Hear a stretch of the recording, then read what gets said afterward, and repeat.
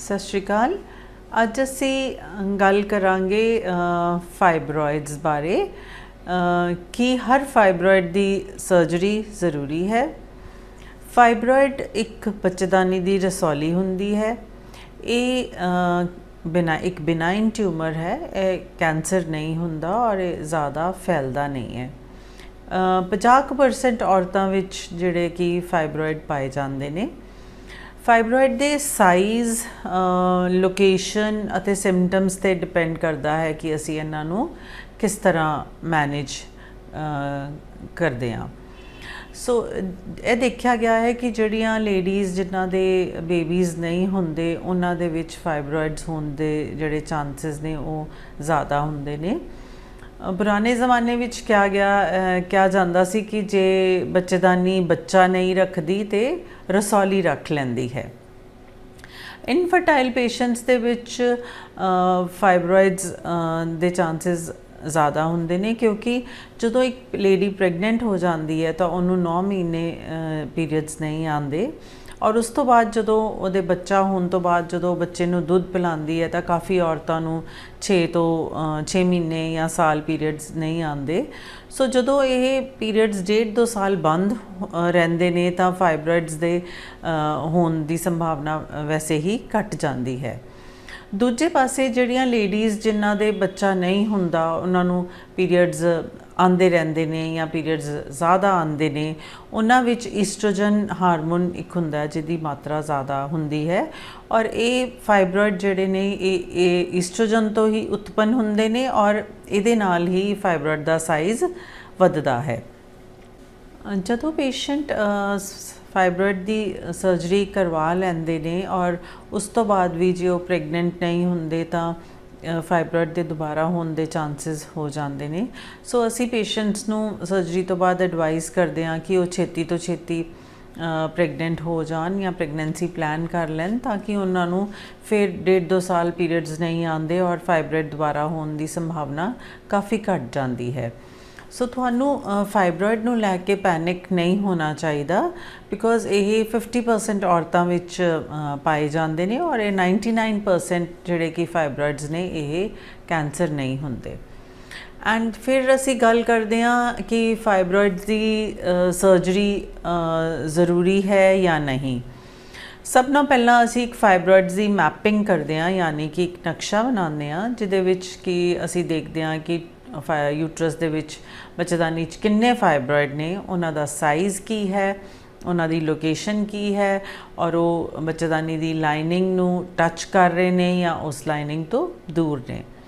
जिहड़े फाइब्रॉइड्स बच्चेदानी दी लाइनिंग नूं टच करते हैं उन्हां पेशेंट्स दे विच अक्सर देखा गया है कि ब्लीडिंग ज़्यादा हुंदी है और प्रैगनेंसी होने विच भी उन्होंने दिक्कत आती है। जो प्रैगनेंट हो भी जाते हैं तो काफ़ी अबॉर्शनस के चांसिस उन्होंने पेशेंट्स विच हाई होंदे हैं या फिर कई बारी कि फाइब्रॉइड जिहड़े ने खून अपने वाल नूं खिच लैंदे ने एंड जिहड़ा बच्चा है उन्होंने उहदी ग्रोथ ते इफेक्ट करते हैं। सो इहो जे फाइब्रॉइड जिहड़े कि बच्चेदानी की लाइनिंग नूं टच करते हैं या पुश करते हैं और पेशेंट दे कोई जे बच्चा नहीं हैगा तो इहो जे फाइब्रॉइड्स नूं रिमूव करना पैंदा है। फिर कई फाइब्रॉइड्स जिहड़े कि बच्चेदानी की लाइनिंग तो दूर होंदे ने बट उन्हां दा साइज़ काफ़ी वड्डा होए, जिवें कि 8-10 सेंटीमीटर, और इहो जे फाइब्रॉइड्स अक्सर प्रैशर सिम्पटम्स करते हैं या वो दूसरे अंगां ते दबाव पाते हैं। जिवें कई फाइब्रॉइड्स जिवें कि लैट्रिन वाले रस्ते ते दबाव पा रहे होंदे ने या पेशाब की थैली ते प्रैशर पाते हैं या ईवन कई बारी यूरेटर जिहड़ा कि पेशाब की नाली है उहदे ते प्रैशर पाते हैं, तो इहो जे फाइब्रॉइड्स भी कड्ढने ज़रूरी होंदे ने। एंड कई बारी कई फाइब्रॉइड्स पेशेंट नूं कई फाइब्रॉइड्स नाल पेन हुंदी है, जिद्दां कि उन्हां दे आस पास एडेजन्स बन जाते हैं और जो पेशेंट नूं पीरियड्स आते हैं तो बच्चेदानी जो कॉन्ट्रैक्ट करती है तो वो पेन करते हैं। सो इहो जे फाइब्रॉइड्स भी अक्सर कढ़ाउण की लोड़ पैंदी है।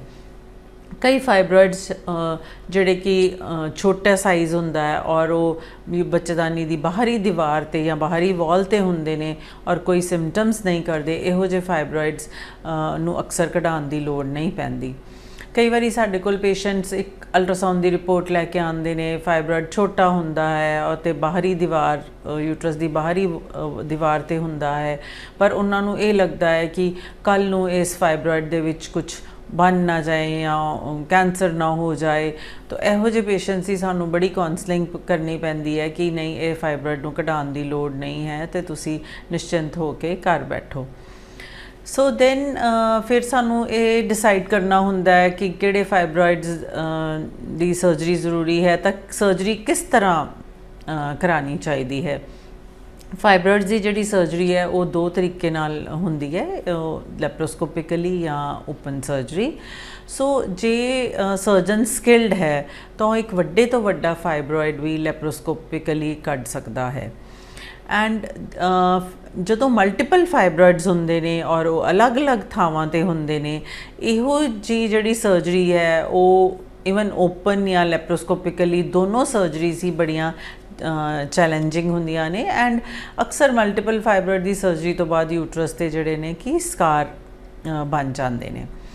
और सर्जरी तो बाद पेशेंट नू जिहड़ा है कि प्रैगनेंसी प्लान करन च उन्हां नू गैप पाना चाहिए है।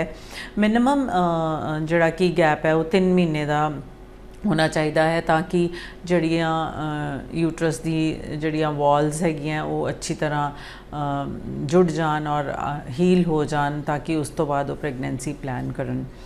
जे पेशेंट की फाइब्रॉइड की सर्जरी के दौरान बच्चेदानी की लाइनिंग जिहड़ी है वो खुली हुंदी है, तो इहो जे पेशेंट्स नू असी एडवाइज़ करते हैं कि वो 6 महीने प्रैगनेंसी ना प्लान करन, ताकि वो अच्छी तरह एरिया हील हो जाए और प्रैगनेंसी के दौरान जिहड़ा कि यूट्रस है वो प्रैगनेंसी नू पूरे 9 महीने बेयर कर सके एंड जिहड़ी प्रैगनेंसी है वो अनइवेंटफुल रहे एंड फुल टर्म तक जा सके।